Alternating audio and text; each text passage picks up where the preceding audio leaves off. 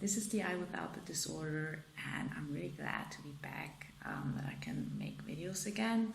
First of all, because sadly in the last half year or so, I was not able to do that because I was homeless. So I'm really glad that I can go back to it now that I have my own flat.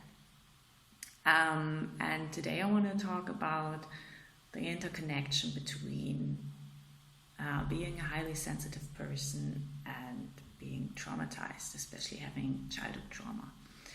So for those of you who may not know the term, a highly sensitive person, which is often abbreviated as HSP, is a term coined by Elaine Aron in the 90s. And it basically describes, it's about 20 to 30% of the population. And it's a person who, as the name says, is just very sensitive, both in an emotional way and sensory way. So these are people who pick up a lot more with their senses. They notice details about their surroundings that most other people don't. And they are also affected more by this. So they might feel uncomfortable in a room because the light is too bright, or there's a very low buzzing sound, and other people may not even know this, but a highly sensitive person will not only hear it, but they will most of the time also be affected by it, and it may affect their comfort. And because they pick up so much, they also get very easily overstimulated. So they usually also avoid crowds or just any place where there's a lot of sensory overload. And all this counts for the senses, but also for the emotions. So they're usually very empathetic people who pick up a lot from other people. Sometimes they can even feel like they actually feel what other people are feeling, and they might be feeling it more than the other person. The other person might not even be aware of what they are feeling right now. And they're really good at, they're really intuitive, so they're good at catching like subcurrents in a conversation, or pick up the body language or aspects of facial expressions in another person, see what's going on in a relationship. They're just really, I think there was, I don't know where it was from, but there was some description of this that I liked very much. It was highly sensitive people are intuitive on the superhero level. So that's pretty much it. It's a superpower. So that's being a highly sensitive person. And I'm a highly sensitive person, and I realized that I am highly sensitive way before I realized that I was traumatized and the victim of childhood abuse. So I first thought that all of my struggles and, getting overstimulated a lot, that all of that came just from being highly sensitive. So I was basically trying to explain my own experiences, and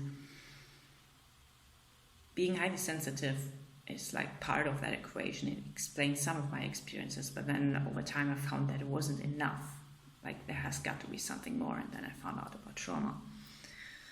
And I've been thinking over the years I've experienced and witnessed and come to the conclusion that there's a lot of overlap between being highly sensitive and being traumatized, which makes perfect sense, because being highly sensitive just makes you more susceptible.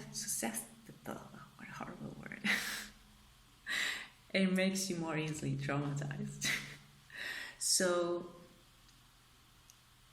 of course, if you take everything in more, and also especially when it's both on an emotional and a sensory level, as I said, it's easy to be just sensory overwhelmed, and then that can, like a highly sensitive person might easily say that crowds or very loud places are triggering to them, because that's basically what it is. But this doesn't mean that they have had childhood trauma, of course. It doesn't have to mean that. But because we live in a society in Western culture which is very anti-sensitive, it's not a very sensitive culture. It's more of the opposite. It's very all about being tough, and it's ruled by capitalism, which is the opposite of compassion, the opposite of sensitivity. It's all about just making money, exploitation, oppression. So this is not a good surrounding for a highly sensitive person, and we all grow up learning that we have to hide some of our emotions just from our society, regardless of what kind of family we have.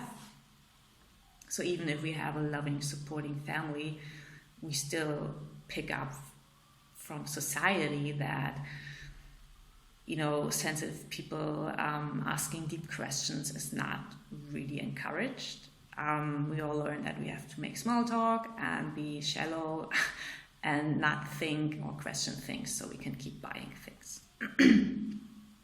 So both of these things just make it so very likely, just being so sensitive, and then on top of that being in an insensitive culture makes it very probable that a highly sensitive person will be traumatized in childhood. And as I always say in my videos, everyone's traumatized. Everyone does get traumatized in some way at some point in their life. The question is just how much or how little. So it's even more appropriate to say that if you are highly sensitive, then you will definitely be traumatized, and will definitely have something to do with your high sensitivity. And as we are most vulnerable in childhood, it's most likely that you will be traumatized as a highly sensitive person, that you will have some kind of childhood trauma. It doesn't have to be because of having an abusive family or something like that, but just because of being sensitive, being a child, being vulnerable, being powerless, and growing up in a very insensitive world. So I think for a lot of people, that will make the same, or that it's easier to find out about high sensitivity than to find out about trauma, sadly. So a lot of people can make the same thing that I did and just think, I'm struggling. I have all of this anxiety and depression, and I don't feel at home in the world because I'm different, because I'm highly sensitive. But then I think it's really harmful if people then are left to think that that's it. They stop questioning why they feel the way they feel, why they suffer, and they just accept that they are highly sensitive and that's why they suffer, when they actually, what they would need to heal is to also learn that they are traumatized, and no matter where that trauma comes from specifically. But the first step, of course, would be to learn that being highly sensitive in this world, in this culture, causes trauma.